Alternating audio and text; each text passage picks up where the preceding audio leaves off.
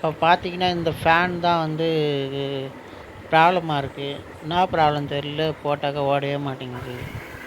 இதை கழட்டி ரிப்பேர் பார்க்கணும்.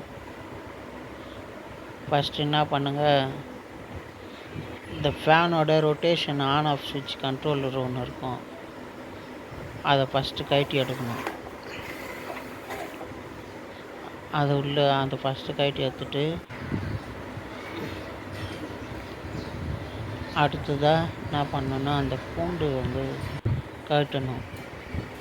அதுக்கு அந்த வலையோட அந்த லாக்கரை ஃபஸ்ட்டு ரிமூவ் பண்ணிக்கோங்க. ஃபஸ்ட்டு ரிமூவ் பண்ணிவிட்டு தனியாக எடுத்து வச்சுக்கோங்க. ஃபேன்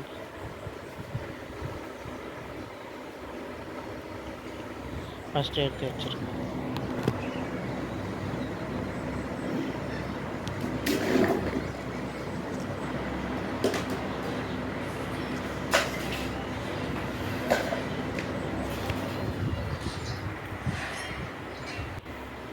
அடுத்து அந்த ரக்கையோட அந்த லாக்கரை வந்து ஃபஸ்ட்டு கழட்டி எடுக்கணும். பிளாஸ்டிக்கில் கொஞ்சம் லெஃப்ட் ரைட் பார்த்து அதை ஓப்பன் பண்ணணும். இல்லைன்னா வந்து அந்த த்ரெட்டு டேமேஜ் ஆகிடும், பார்த்துங்க. உஷாராக கழட்டணும். அப்புறம் ஃபேன் ரக்கையை கழட்டி எடுத்துருங்க தனியாக.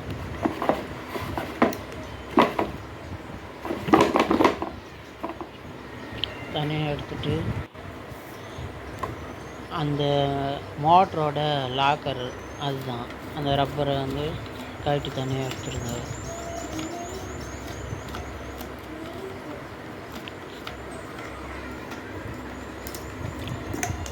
அப்புறம் அதோட பூண்டை வந்து தனியாக வந்துடும். அதுக்கப்புறம் அதை கழட்டி எடுத்துருங்க, தனியாக வச்சுக்கணும்.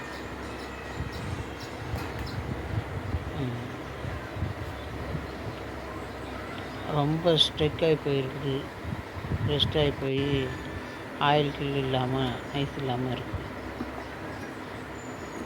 அந்த பூண்டு மோட்ரு கட்டுறதுக்கு அந்த 4 ஸ்க்ரூவை கழட்டி எடுத்துருங்க.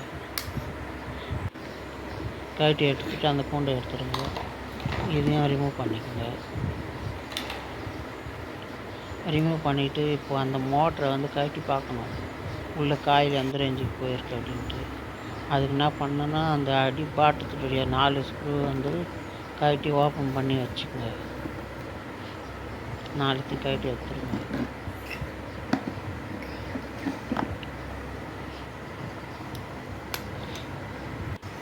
நாலு ஸ்க்ரூயும் கழட்டினோடனே அந்த பாட்டம் வந்து ஓப்பன் ஆகி வந்துடும். இது பஜாஜ் கம்பெனியோட டேபிள் ஃபேன். இப்படி இதெல்லாம் நான் வந்து கீழே அழுத்து அந்த பாட்டத்தை அப்படியே கழட்டி எடுத்துருங்க. எடுத்துட்டு அதுலேயும் 4 ஸ்க்ரூ கட்டினா தான் உள்ள அந்த ஆன் ஆஃப் சுவிட்சுக்கு வந்து ஓப்பன் ஆகும். இப்போ பாருங்கள், அது இருக்குது. அதில் இருக்கிற எல்லா லைனும் வந்து பிரித்து எடுத்துடணும். ஃபஸ்ட்டு ஒயர் கனெக்ஷன் நல்லா இருக்கான்னு பார்த்துக்கணும். ஒயருக்கெலாம் நல்லா தான் இருக்குது, பட் அந்த மோட்டரில் தான் ஏதோ ஒரு ப்ராப்ளம். அது என்ன பண்ணுறதுன்னு தெரில. சரி, பார்த்து செக் பண்ணி என்ன ப்ராப்ளம்னு பார்த்துக்கலாம். மல்டிமீட்டரில் செக் பண்ணியாச்சு. மோட்ரு தான் காயில் போயிட்டு இருக்குது, அதனால் அந்த மோட்ரு தனியாக கழட்டி எடுக்கணும். அதோட லாக்கர் ஸ்க்ரூ கழட்டி எடுத்துருங்க. எடுத்துட்டு அப்புறம் ஃபேன் வந்து ரொட்டேஷன் ஆகும், திரும்ப அந்த பக்கம் இந்த பக்கம் திரும்பும். அந்த சுவிட்சை வந்து அந்த லாக்கரை முதல்ல ரிமூவ் பண்ணிங்க. இப்போ மோட்ரை கழட்டி பார்க்கலாம் என்ன ப்ராப்ளம்ன்ட்டு. மோட்ரு அந்த 4 ஸ்க்ரூ வந்து ரிமூவ் பண்ணிடுங்க. ரிமூவ் பண்ணிவிட்டு அந்த பாக்ஸை எடுத்து பாருங்கள். அதுதான் ரொம்ப ஸ்ட்ரெஸ்ட் ஆகிட்டு வெளியே வராமல். இதுதான் மோட்டரோட வைண்டிங் செட்டு. இது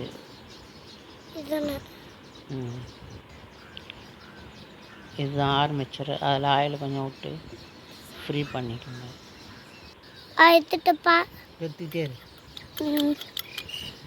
ஃப்ரீ பண்ணிவிட்டு இப்போ சுற்றுதான்னு பாருங்கள் மோட்ரு. இப்போ நல்லா ஃப்ரீயாக சுற்றும். இப்போ சுற்றினா ஃப்ரீயாக சுற்று, முன்ன அந்தளவுக்கு சுற்றல.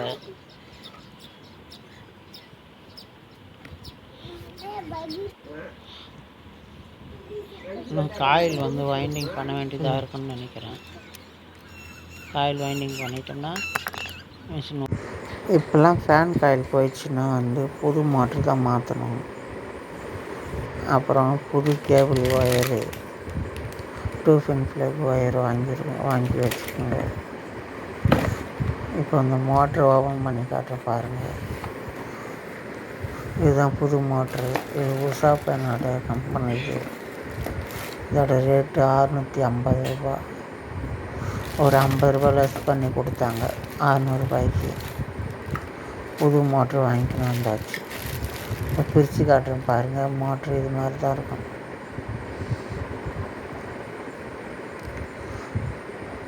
அப்புறம் அதுதான் காமன் ஒயர், இந்த பிளாக் ஒயரு. இதுமாதிரி காமன் வந்து முடிச்சு போட்டு வச்சுக்கோங்க.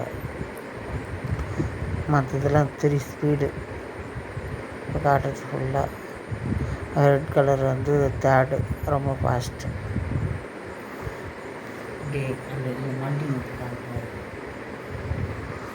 என்ன பண்ணு இப்படி எடுக்குவேன். அது மாதிரி இப்போ 3 ஸ்பீடு மல்டிமீட்டரில் செக் பண்ணலாம். ஆனால் உங்களுக்கு அந்த கிளியராக மல்டிமீட்டரில் எப்படி செக் பண்ணுறதுங்கிறது கரெக்டாக தெரியல. நான் வேலையை பார்த்துக்கிட்டே இந்த மாதிரி இதை காட்டுது பாருங்கள். ஹை ஸ்பீடாக இருந்தால் வேல்யூ அதிகமாக காட்டும், லோ ஸ்பீடுக்கு லோவாக காட்டும்.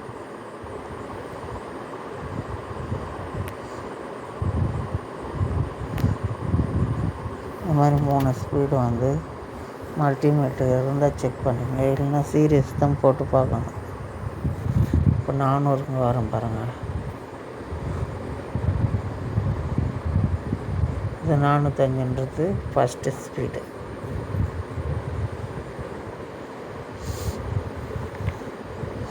ஒரு 473லேருந்து 443 வரைக்கும் இது மாதிரி லோவிலேருந்து ஹை ஸ்பீடு மாதிரி மல்டிமீட்டரில் காட்டும். செக் பண்ணி பிறகு லைன் கொடுக்க வேண்டியது தான்.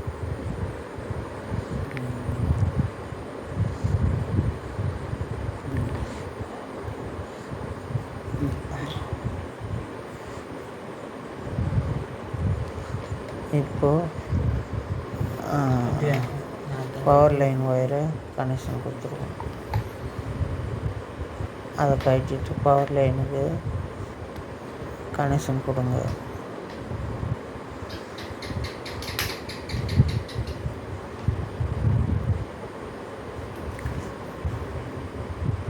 பவர் லைனை சீவிட்டு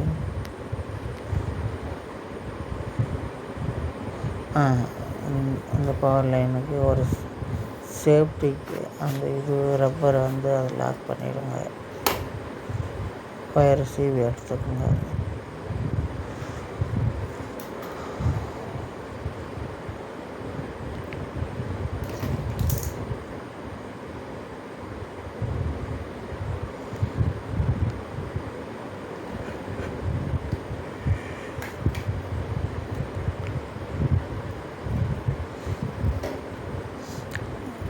இப்போ அந்த சுவிட்சில் அந்த கம்பி இது பண்ணி லைன் அப்படியே கொடுத்துட வேண்டியது தான். எல்லா லைனையும் அந்த மோட்டரோட எல்லா லைனும் கொடுத்துருங்க. ஒயர் லைன்லாம் கரெக்டாக இருக்கான்னு மல்டிமீட்டரில் செக் பண்ணிங்க.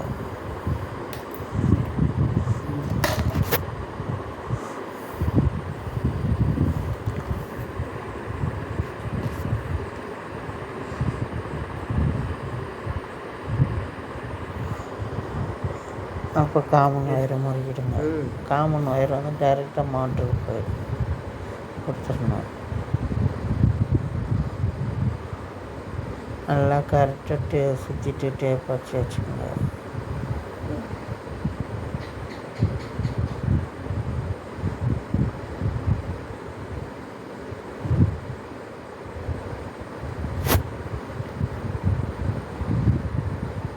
இதே மாதிரி நல்லா அந்த 3 ஸ்பீடு எல்லாத்தையும் லைன் கொடுத்துட்டு அடுத்தது அந்த கப்பை ப்ளாக் பண்ணிட வேண்டியது தான். அப்படியே கப்பை போட்டு லாக் பண்ணிவிடுவேன். 2 கப்பு பின்னாடி கப்பு இது அந்த பின்னாடி கப்பு மாட்டுறதுக்கு அந்த இதை போட்டுட்டிங்கன்னா வைங்க, அதுக்கப்புறம் அந்த பேக் கப்பை ஈஸியாக மாட்டிக்கலாம். அதுக்கப்புறம் அந்த வலையை போட்டு திருட்டை போட்டு டைட் பண்ணுங்க.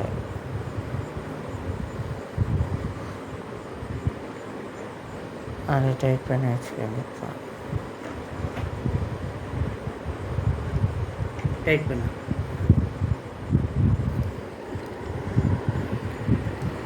எருமம்மா டேங்க் ரெடி ஆகுற ஃபேனு பார்த்தா ரெடி ஆகிடுச்சு. ஃபேன் ஓடுது. 3 ஸ்பீடும் கண்ட்ரோல் பார்த்துங்க.